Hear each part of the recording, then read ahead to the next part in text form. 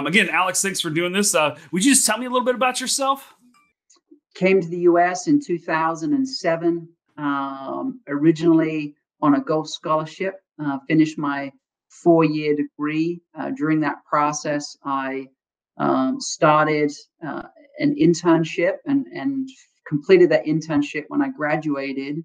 And then I joined the firm that I'm associated with today, Northwestern Mutual, and have had various roles within that firm since 2009.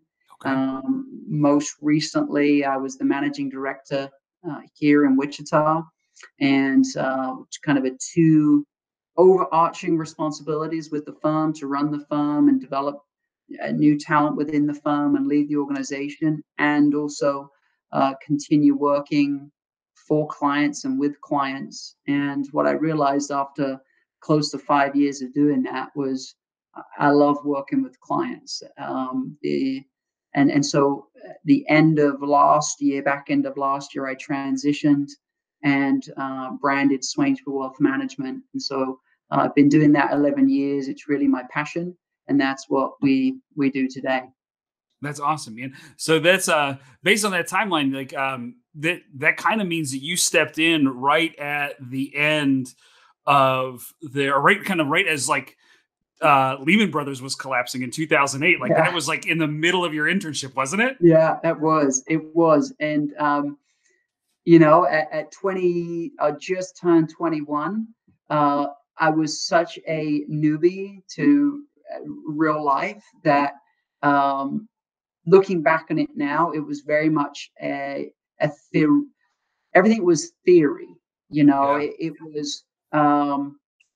I didn't. I was a kind of a blank canvas, candidly, and really, it was my job was to apply myself fully with whatever was in front of me. It just so happened to be in 2009, right? Yeah. So this time around, it has been it's been very gratifying to be managing client relationships through it, Okay. because we've been able to it's just been a obviously challenging, and there's a lot of heightened uncertainty and emotion around it, but Yeah. it's been fantastic, actually, and we can unpack that a little bit more. But it's been very, very positive. That's awesome. So tell me, just to back up a little bit. So tell me a little bit about like what your typical day was, kind of like a month and a half ago, 2 months ago, before things kind of shifted the way they have. Yeah, so I'd like to think that I knew this was going to happen. No one did, right? Yeah. But I did know this. I did know that over the last, my goodness, at least from 2009 onwards, digital technology has been advancing at such a rapid pace. Um, Margins are getting much, much, much, much smaller. Time for people to set aside to deal with what we help them deal with have been greatly compressed.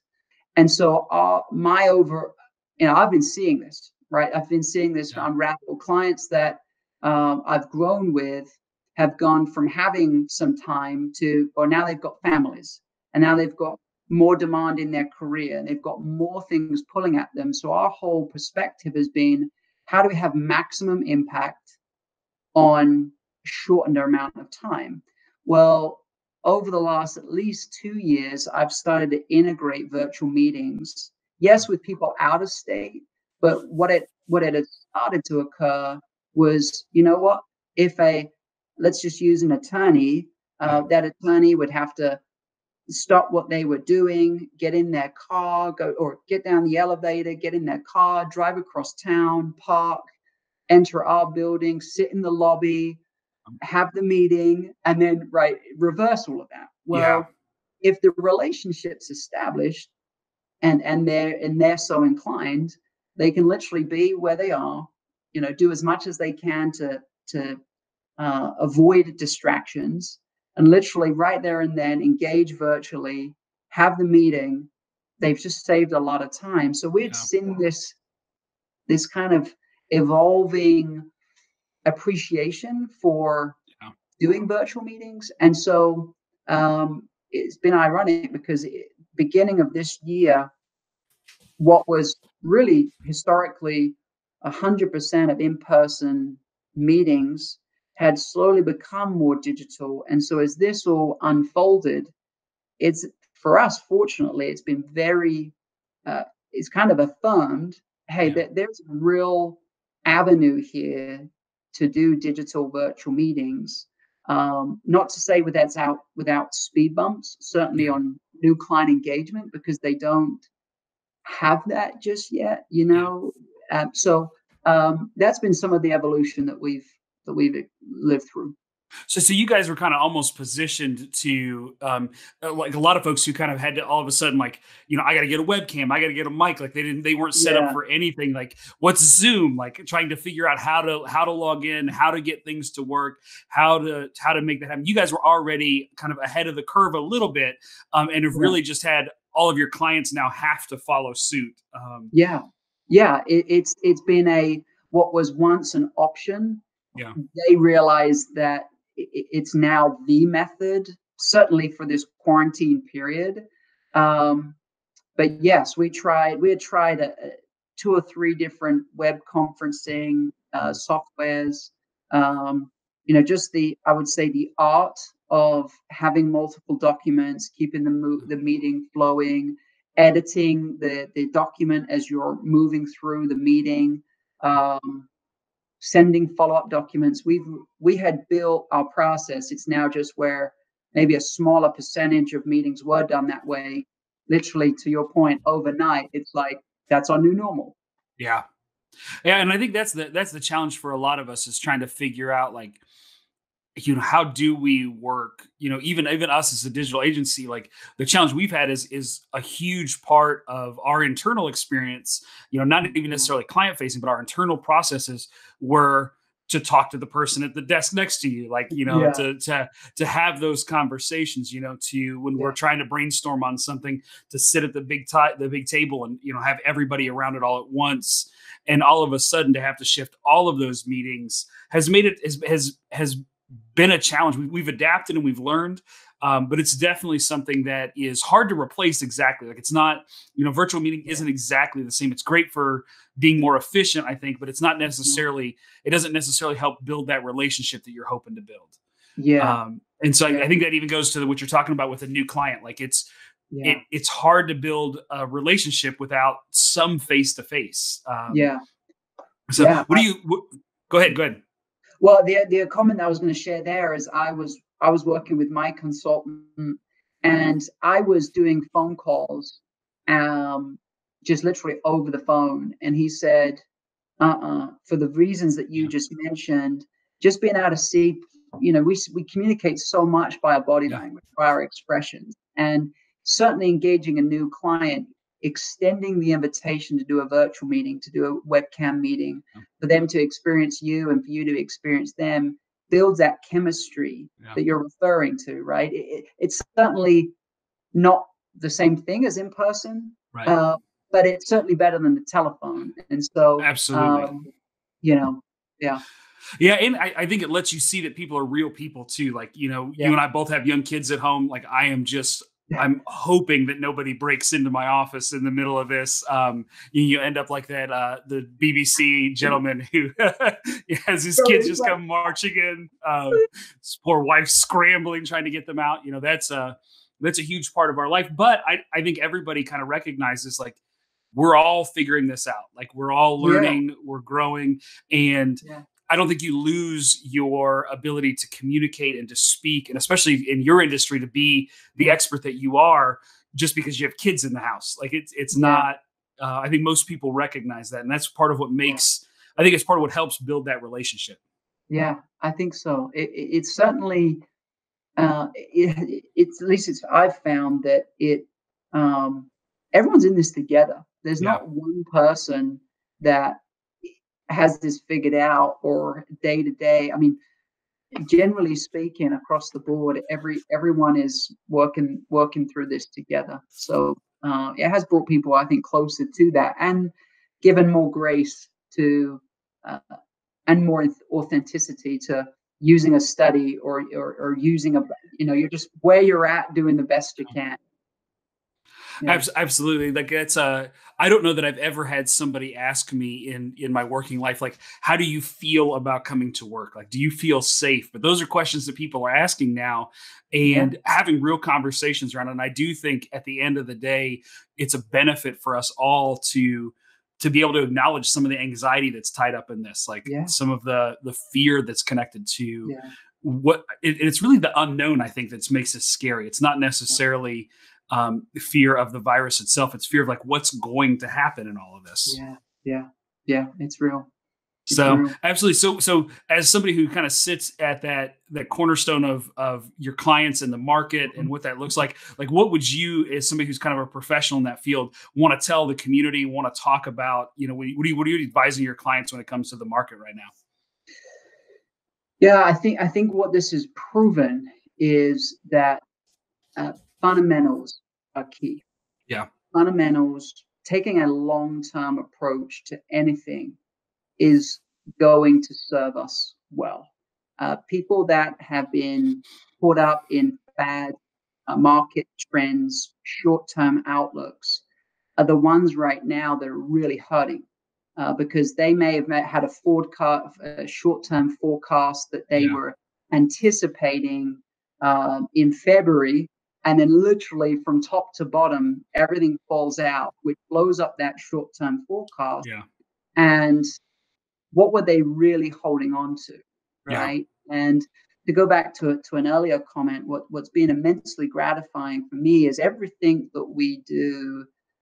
Our forecast is always intermediate and long term. It's Yeah. always built off fundamentals, and particularly in the world of investing, we really speak about what is your tolerance for loss, Yeah. right? Most people in the space that I'm in lead with what's your maximum return? Like, what can we get you, Yeah. right?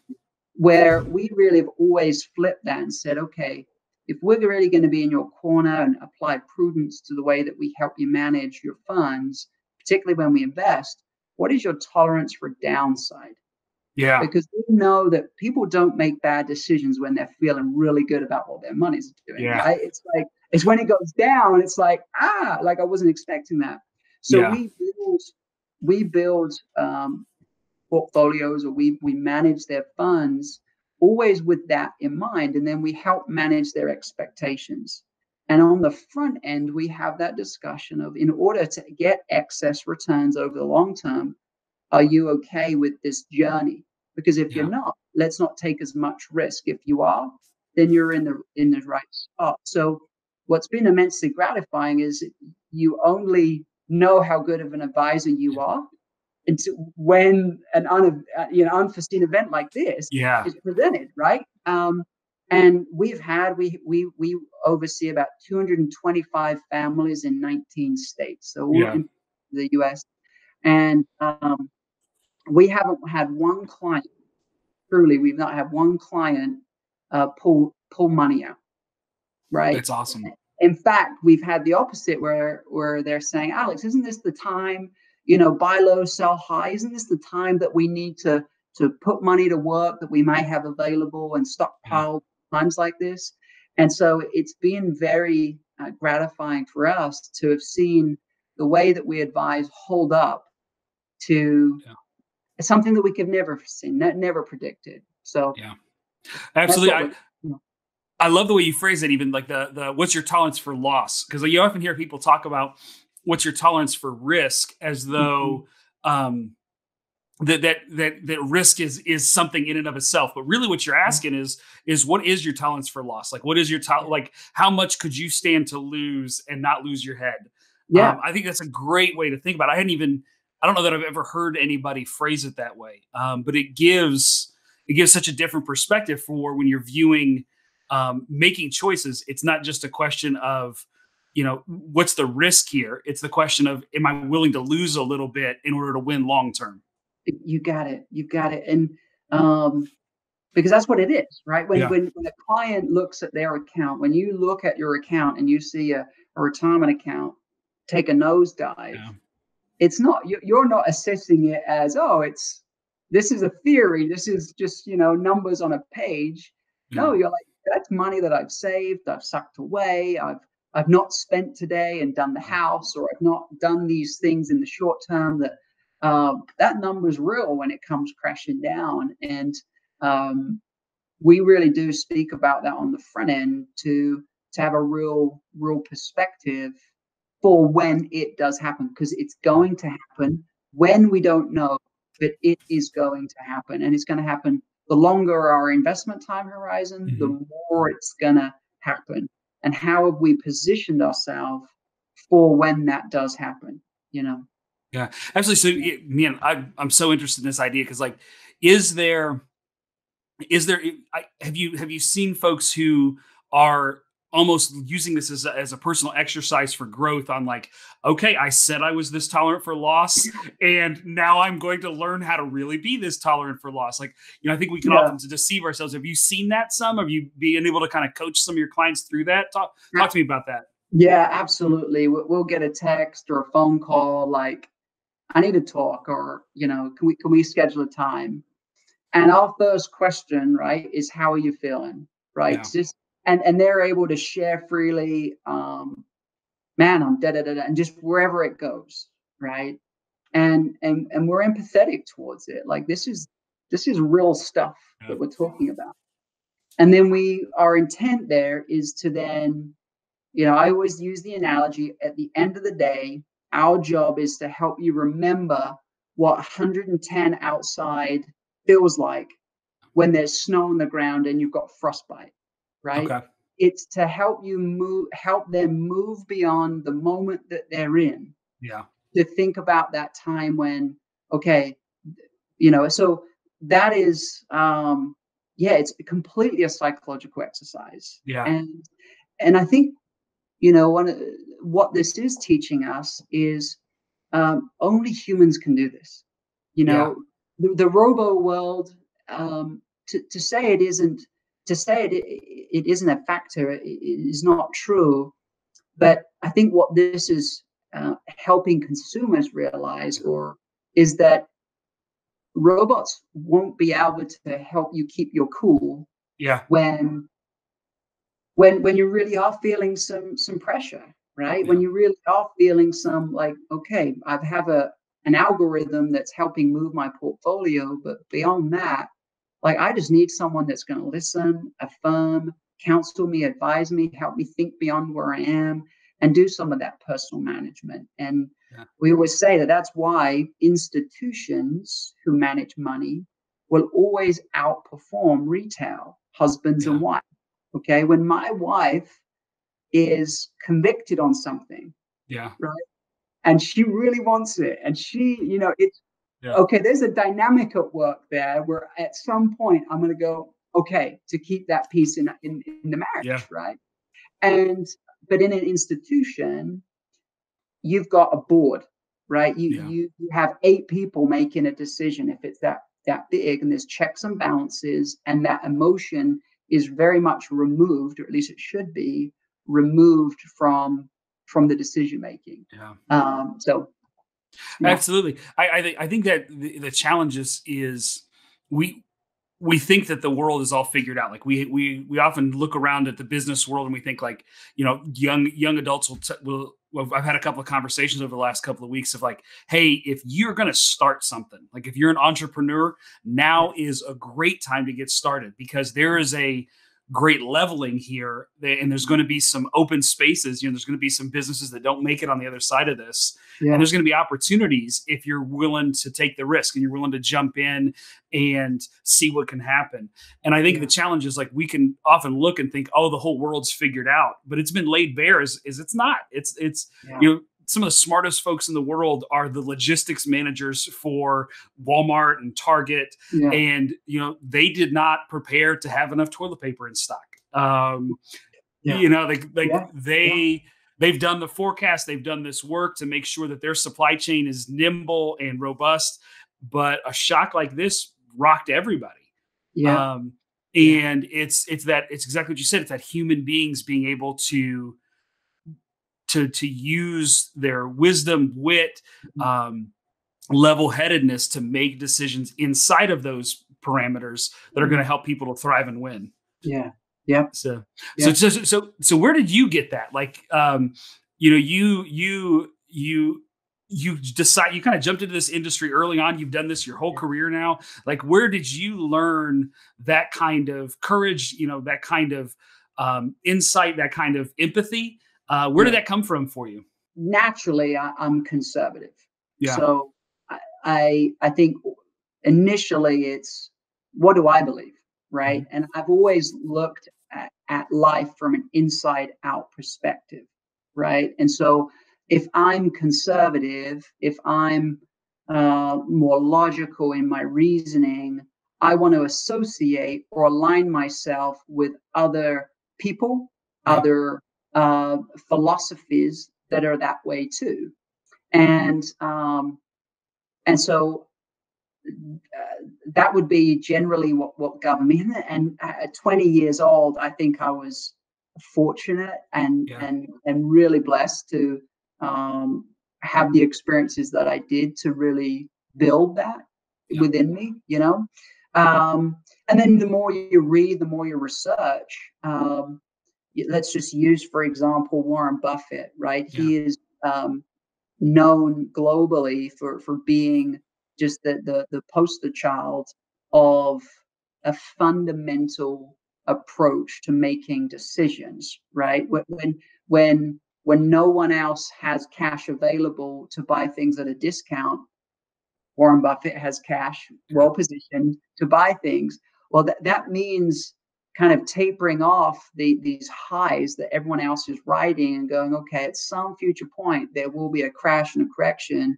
I want to be positioned to be able to capitalize on that, right? So you have to go against the grain a little bit. And then I'm teaching it every day, yeah, right? I'm teaching it every single day. An analogy that we use is like the three dimensions of a prudent investor. The first level is every investor.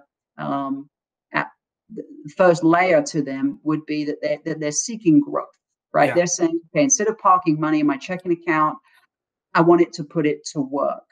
The second dimension of a savvy investor is the one that says, okay, I want to invest, but I'm aware that I'm going to see a downside. And it's during that time that I'm not going to sell, right? I'm rewarded with excess returns over the long term because I can manage myself when there's a decline. And the third layer of a savvy investor is the is the what we call it the Warren Buffett rule, yeah, where you've stockpiled dry powder or cash or conservative positions that when discounts arrive, that you have got access to that, yeah. right? And some people buy into that, right? But some people don't. And our positioning is, if we educate on that, we're going to uncover very quickly, is there a place for that or is there not? And if there is, then we're going to help them build it so over their lifetime they can. So I think I was I realize I'm conservative. Yeah. I put myself in a position, an environment that also lives those values, and Okay. I'm teaching it every day. That's awesome. I mean, I love that idea of like aligning yourself with a community of people. It sounds like, especially Northwestern has really been a home for you. Yeah, For a good chunk of your career to yeah, find that community, that network of people that align with kind of your temperament and the things that you value. It's that yeah, both and yeah. that has helped you to grow. Have you seen other folks in your team adapting to this position as well? Has everybody been able to kind of pivot to this distributed work environment, this kind of virtual work environment that we've all kind of jumped into? Yeah, it's a good question. I mean, for my direct team, yes, Yeah. for the people that help me every day and work with me and support Swainsbury Wealth Management every day, um, I, I would say yes. I would say other advisors, I think it's whether they were digitally integrated on the Yeah. front end of this, right? If they heavily relied on in-person meetings, then this has been hugely disruptive to Yeah. them, or they've at least have got to adapt it very, very quickly. But if you at some level had some digital integration Mhm. and were using those tools a little bit like we were, it's probably not been too disruptive. The big thing that I'm working on right now is making sure that our new client engagement remains where it was before this Yeah. dislocation. So it's not without trial. We're still working on that. Right. So yeah, But see, even that's still working on that. Like that's part of how you got to be in this kind of ahead of the ball a little bit position, ahead of the curve a yeah, little bit, in the sense of like, it sounds like you were already refining your processes before there was a great disruption. And yeah, yeah, you weren't only trying to adjust on the fly, but you were actually always trying to improve. And by always trying to improve, you happen to find some things that have those new tools already, kind of some familiarity with them, to jump into this new environment. yeah, yeah. I think, yeah. I mean, I guess I don't know if it's candidly. It was probably just a conglomerate of things, but I Yeah, just realized that um, we use our smartphones more than we ever use. absolutely. We're more digital than we've ever used. Like I don't think I'm any sort of thought leader. I think I just realized, you know what? That's the future. Do Yeah, I want to be left behind and obsolete, or do I want to like go through some pain of learning before it's absolutely like a necessity? yeah, And I just maybe started that a little bit sooner to go, you know what? The thought of being left behind yeah, was way more scary to me yeah. than uh, the trial phase. Well, see, and that even goes to your what you're talking about of like, um but when you're investing, you're trying to save a little bit back, and you're trying to make Yeah, sure that you're prepared. That's hard. Like that is not, yeah, right. when especially we've had, I mean, I don't even know how many quarters we had of, Yeah, unprecedented growth in the market. It's hard to yeah, say like, I'm just going to leave some money on the sidelines. mhm, I'm not going to participate in that, because that's painful. And it's the same thing yeah, you're talking about here. It's the same principle of like, if I endure a little bit of pain of adapting, of mhm, growing, of trying new things now, yeah, it's going to give me the resources, the relationships, and the skills to adapt when I need to. It's the same. It's yeah, the exact same principle of like, yeah, a little bit of pain now will help could help position me to win down the road. yeah, yep, yep, That's awesome, man. Well, just out of curiosity, like what's one thing you would love to see in our community locally here in Wichita, but even nationally, globally, on the other side of this pandemic? What's something you yeah. expect to see, and something you hope to see? You know, I believe one of the greatest gifts that we've been given in our generation is access to information. Yeah, I also believe that one of the greatest curses that we've been given as a generation is access to information, right? yeah, And absolutely. it's like this pull and push the whole time because we can access anything we want anytime. And let's use WebMD, Yeah, right?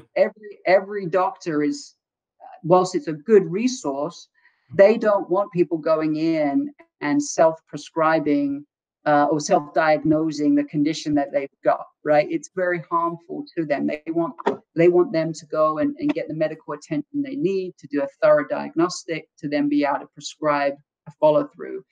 So it's my hope that during this time period that we all take a step back, and I think we've been forced to look at our own lives and go, what is it that I really appreciate, admire, that's timeless, that um, was my life full of busy, or was my like taking just a little bit of introspection? And I would say yeah, in the world, professional world that I'm in, I think what it's absolutely affirmed is is are our beliefs as a household, are our beliefs solid during good times and bad times? Like, yeah, is the way that we are approaching things going to allow us to um, have a high level of probability of favorable outcomes, yeah, right? Is And so that would be my hope locally and nationally is,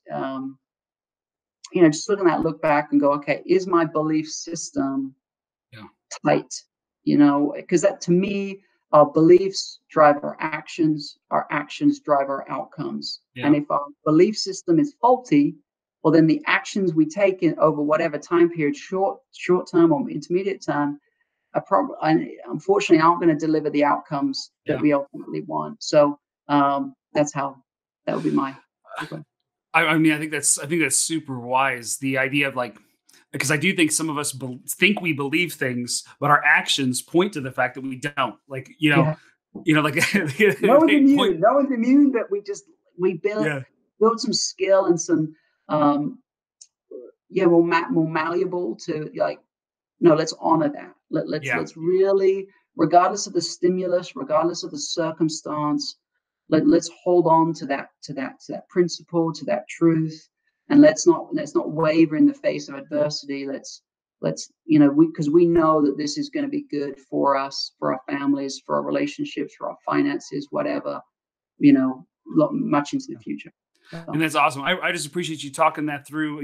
My kids and I talk a lot about like that short term discomfort can yeah, ultimately give us long term benefits, and yeah, trying to think through, what does that look like? How do we build that kind of grit into our personality? And yeah, what I hadn't considered, and I'm going to walk away from this really thinking through, is like, how can we do that as a family unit, not just individually, but how yeah, can we as a family unit build that into it? And I think it's a conversation our team will probably get to have and has had some of like, how can we be nimble? How can we be malleable to yeah, different situations? How can we endure some short-term discomfort for that long-term benefit? yeah, yeah, So yeah. that's Awesome. awesome, man. I appreciate the time. I appreciate you jumping in Yeah. here with us. It's awesome. If somebody wants to get a hold of you, they want to learn more about you, learn more about what you do. Is there, maybe even want to work with you? Yeah. They're talking to you and they love what you're hearing or what you're saying. Mhm. What's the best way to get a hold of you? How can they follow up with you? Yeah, I mean, our office line is 316-266-5080. So they Okay. can reach our office line from 8 to 5, Monday through Friday. Our website, so my website is alexmswainsbury.com. And then LinkedIn is another method. So those are some Awesome. ways. Yeah. Awesome, man. That'll be great. That's great. And we'll post the links to that in the comments with this. So thank you so Great. much. Yeah, Hey, absolutely. Have a you're great one. awesome, man. Yeah, absolutely. Thank Thanks you. again. Appreciate it. See All ya. right. We'll talk later. Bye-bye.